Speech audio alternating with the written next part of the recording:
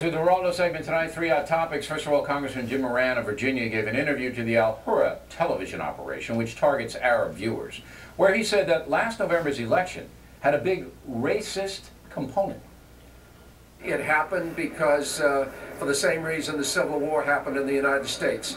The Civil War happened because the southern states, particularly the slave-owning states, didn't want to see a president who was opposed to slavery.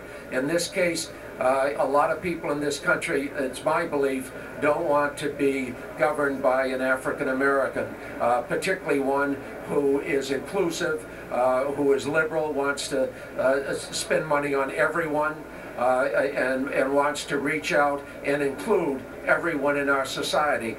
All right, but keep in mind, Congressman Moran, 70% of American public supported President Obama on his inauguration day. Here now to analyze, Fox News anchor Geraldo Rivera.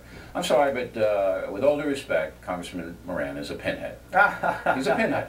That is a stupid statement. You don't doubt that race is a very large component in American politics, not when 99% of black people vote for Obama, 2/3 of Latinos vote for Obama, a majority of whites vote for I think there's a racist. I think there is a racial element. Defined by race. I think there's a racial element in decision making. 91% of African Americans voted for Barack Obama, and about 66% of Hispanics did.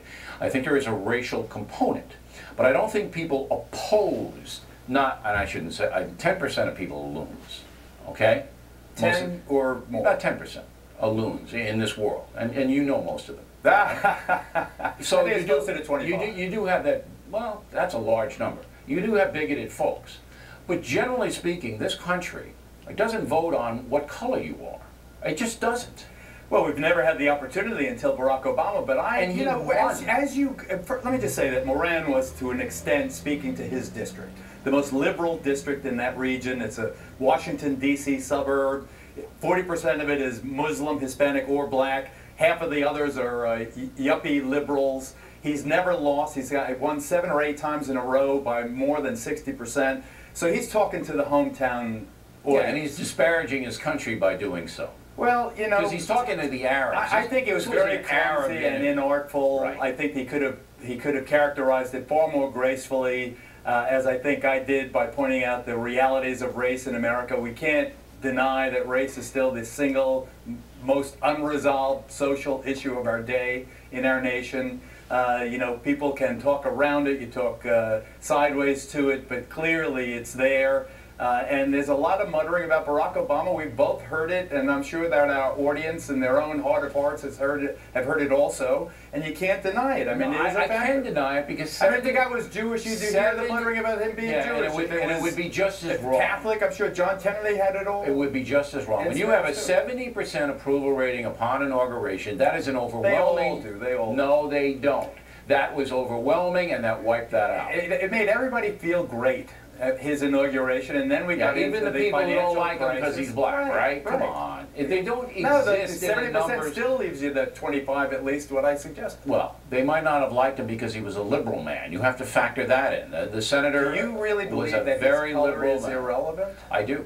For the vast majority of the American public, as it stands in 2011, I don't believe they judge Barack Obama by his color. I absolutely, flat out, do not believe that. Well, I think that when you get to the bar and you get to the third beer and you listen to people giving their impression of American politics, I know this they'll country, all sound like I know this Moran. country as well as anybody, and I just say it is not happening. I hope you're right, and I hope it is an aspiration to aim for anyway. Now, one of the biggest TV stars in the country is Sheen, who looks to me like he wants to kill himself. He's a pig anyway. He's right. more than just no being personal attacks here. He assaulted 6 women, as far as I can tell, over the years since 1990. He shot one of them by accident. You can say he's never done a day in jail for beating the hell out of when you beat up 6 women, that shows a pattern, Bill. And this guy's been cut way too much slack. The guy, because he's charming and cute. The guy, all right, makes an enormous amount of money for CBS. $2 million per episode. All right, he makes personally, and he makes an enormous amount of money for CBS. I think the guy wants to kill himself. He's in the hospital again this week. Allegedly, tons of drugs on him. You know a lot. You know this world better than I know this world. I know his dad. His dad's a good man, a solid man. Morton Sheen, one of the great Americans. Is there anything anyone can do to save this guy's life? I think about Robert Downey Jr., who was in a very, very tight spot about him, and they put him in jail. Right. And he seems to have turned himself around after that.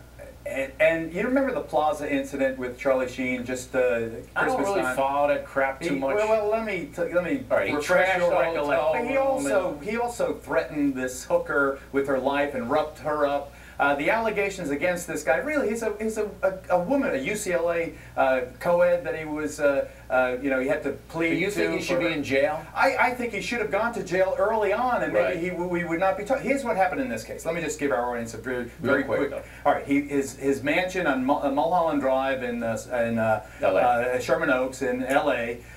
He Tuesday starts a binge. 5 hookers, a guy comes over with a knapsack filled with cocaine, allegedly. He have a wild drug sex party. He goes to jail 36 hours. He goes to jail. He maybe should have gone to jail. He goes to the hospital 36 hours later, claiming he has a hernia. What's a hernia? You know, exercising with the hookers and the drugs on the exercise machines. Whatever it is, Charlie Sheen was a glutton.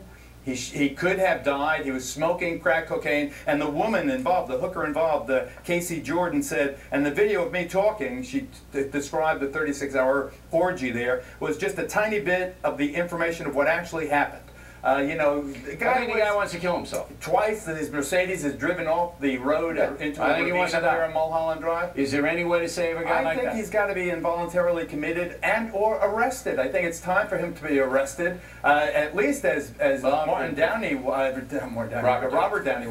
And you know, maybe that would save him, because he'll be the least surprising overdose death we ever hear of. Geraldo, everybody. Plenty more Heads of Factor.